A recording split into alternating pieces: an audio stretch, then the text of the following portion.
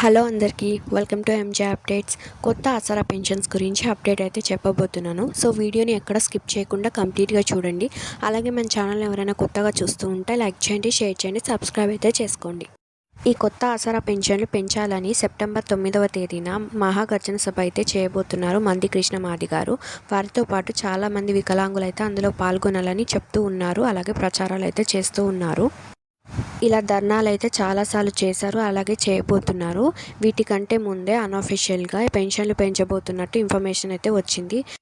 ఈ పెన్షన్లు తీసుకునే అన్ని కేటగిరీ వారికి పెన్షన్లు అయితే చాలా అవసరం. కాకపోతే వృద్ధులకు, వికలాంగులకు, పూర్తిస్థాయి వికలాంగులకు అయితే చాలా అవసరం. ఎందుకంటే వారు ఏ వర్క్ చేయకుండా ఈ పెన్షన్ల పైన ఆధారపడి ఉన్నారు.